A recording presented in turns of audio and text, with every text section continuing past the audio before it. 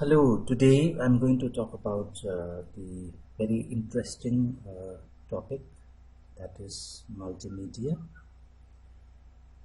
You and I, as a teacher, we should know about what is multimedia, what is its role in teaching learning assessment, and how do we prepare our lessons using multimedia. And for one of the very important multimedia that we can create for our classroom teaching is a video. So I'm going to show you later part of this video. I'm going to demonstrate how to uh, prepare a video lesson for your student. So for now, I'm going to talk about what is multimedia and how the multimedia play a role in teaching learning assessment. Sorry. So multimedia, what is multimedia? Multimedia is quite a common term for especially for the persons with the technology. However, for the common teachers, when you talk about multimedia, people think about find it quite unease to use this word. Multimedia is very simple. If you look at these words that I have on the screen, text, whatever you write text on the PowerPoint or you use on the Word, text is one of the media from where you can pass the information. Image is the another form of media where you can pass the information. Sound is the another way to communicate and pass information. Video is the fourth one, which again helps to communicate or transfer the information. Similarly, animations is another way of communicating or transferring information. So multimedia is a form of media where we can transfer informations. So what is multimedia? Multimedia is a form of communication that combines different contents as such text, audio, image, animations or videos into a single attractive form. So as such, when you talk about multimedia, we have to think about the text, think about audio, pictures, images, graphs. These all the different forms of multimedia is useful in our teaching learning. For example, when we prepare a PowerPoint, have you ever thought that graphs will help our student to understand better? Have you ever thought how you'll use the audio instead of text? Have you ever thought that you will also incorporate animations or some kind of movement, some kind of interactive form of text? Have you ever thought you'll use a video in your PowerPoint? Have you ever used images in your PowerPoint? Instead of text, have you used graphic, audio, animations, audio and videos and images to represent your thoughts and ideas instead of a text? If you have done that, then you are already using multimedia. So multimedia is using a variety of expression media where you try to express the ideas, thoughts in a different forms. Researchers have also proven that human being learns through visuals. So we get tempted to see the visuals. So we must have our presentation of thoughts should be on visual base. Whenever we try to type a text, then we must think about what kind of graphics that we can bring into it rather than a long text. Help teachers to engage learner. Obviously, when there is a variety, people will be more engaged to look at and understand and interpret. Help student to interact with it. Yes, when there is a higher motivations and gain attention, children play and learn. Retain more information and remember longer. This is what our brain is. The nature of our brain is that it like to see more of an visuals, and it helps us to remember information longer and retain longer. Gain attentions and learning would be much faster. Creative representations of ideas and thoughts. When I say this, whenever we are trying to represent a PowerPoint, then we need to think about how do we represent idea using a various multimedia forms: video, audio, graphic, diagram, picture, animations, or word. Creative expression. Teachers normally try to represent and express their thoughts. Present their thoughts and then on the visual or the different forms of media. Similarly, children who have learned need to express their thoughts also will have an opportunity to express their thoughts in a creative way. So creativity is, in fact, the multimedia helps to bring a creativity in the individuals. Ultimately, the use of multimedia caters the need of a diverse learner in the class. Somebody good at listening video, somebody good at audio, just hearing only. Somebody cannot see it, just hear. Somebody can just draw and express on the diagrams or in the pictures or in their arts. So there is a different ways for the children to express in the form of different media, and therefore these multi-user multimedia will have a bigger opportunity to be more inclusive in our teaching, learning, and assessment. Now, let me just briefly go through some of the principles that I have identified. However, there are 12 different principles, multimedia principle. However, I have just taken 7 of which I found it very interesting and relevant. First is a multimedia principle, the use of word and graphic instead of just a word. So what we are saying is multimedia, meaning you are using a variety of media to express the thoughts. So include graphs, include graphics, include organize your thoughts in a different multimedia form, in a form of video, audio, sound, text, graphics, diagrams, flowcharts. Contiguity principle. Align the words and graphic they describe. Put them close what is level.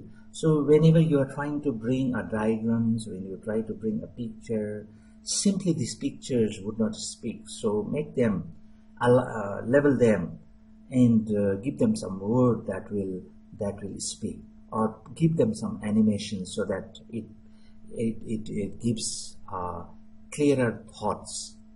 So this is very important, that we need to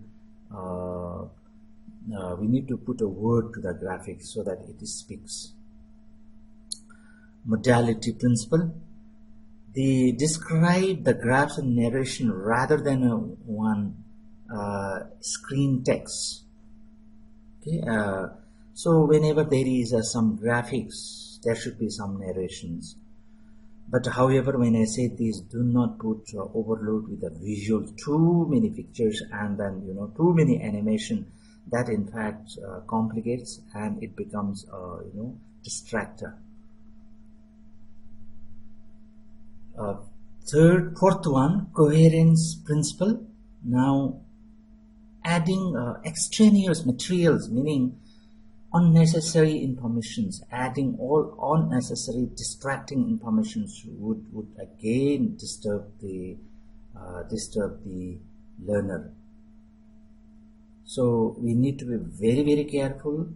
Keep everything aligned with the objective. Keep it minimum as far as possible.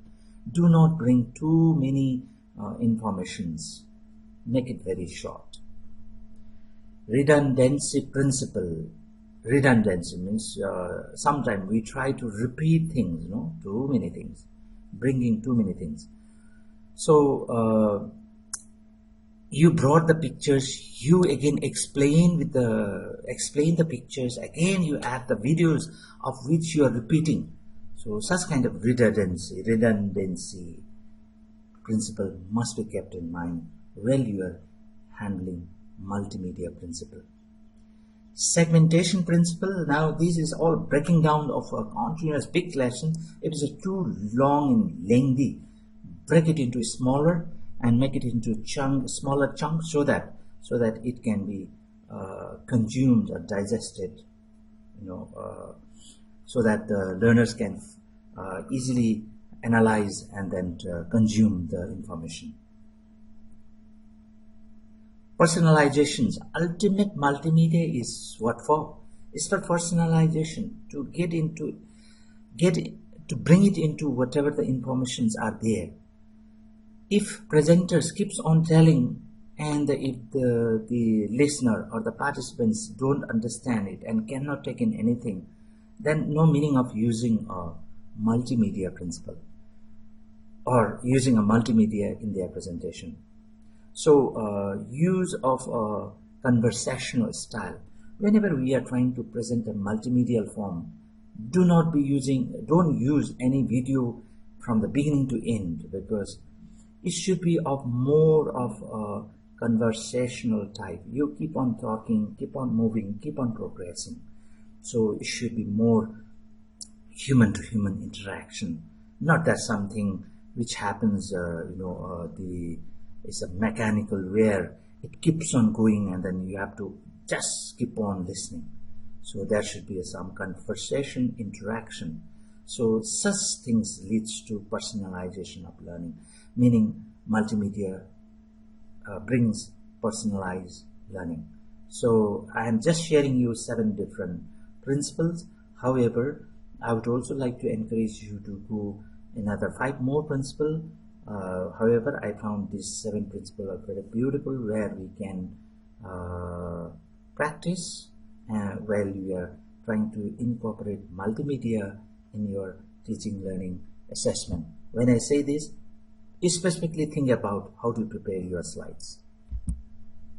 Multimedia in the classroom helps in presentation, help in representing the ideas, and also expressing the ideas. So think about how multimedia helps you to present information, how to represent your thoughts, your ideas, and also expressing, whenever you try to express, share, then you need to, not in the form of text, but you can do quite number of multimedia can be used in expressing your idea. When you use multimedia, it will take learning much more deeper than simply when you share in the form of text. Improve problem solving skills. This is a large number of human brains dictates itself on the visual process. So when I say human beings are more inclined to learn by a visual.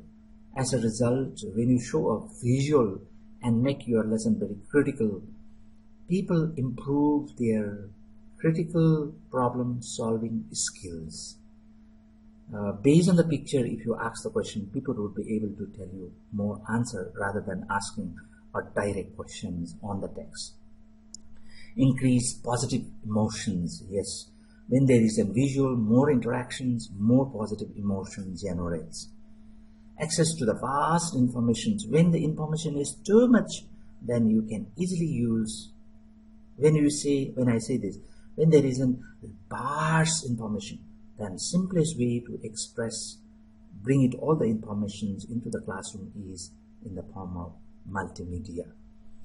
Diagrams which speaks, arts which speaks a lot, volume, no? So here we are talking about the accessing vast information using multimedia. There are also studies where teachers try to use multimedia to communicate and found that students are unlikely to engage in using these technologies themselves. So well, students are enjoy the instructors or the tutors use a multimedia in the communications. They are unlikely to engage using a technology themselves. These are one word that I really liked it, and then you can also think about why this happens to the students. So when you are using this, and then how is the impact of the using technology. So meaning here we need to be very careful while you are using a multimedia communications.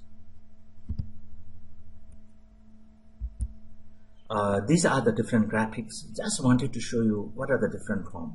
You can show the original, electronic microscopic observations, some diagrams, so clear diagrams that you can bring it to convince your thought instead of hand-drawn pictures. What are the different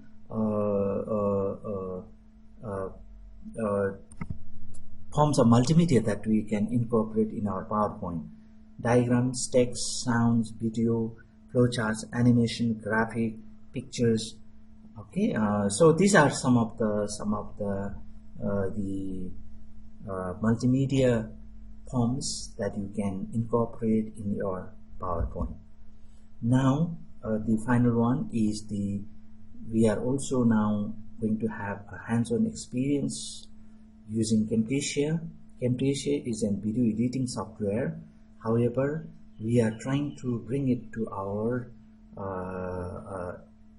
teaching learning. How can we use Camtasia in our teaching learning? By creating a video. So we can cast a video using Camtasia. So how it helps? This helps, in fact, create professional training video quickly and efficiently. I'm going to do this, edit video and make educational clip for classroom teaching. So we are going to edit the video, add questions and embed video to make it interactive, edit sound and reduce the noise in the video. So this is what we are going to see in our lessons. Okay, with this I'm going to end the first part of the video. In the Camtasia now I have already shared to you to install the Camtasia both if you have the Mac, then you can use the Mac version of the Camtasia. If it's a Windows, install Windows version of the Camtasia. In the next following session, video part 2 will be totally hands-on how to use Camtasia to prepare a video. This is part of multimedia. I hope this is quite clear to you. Thank you.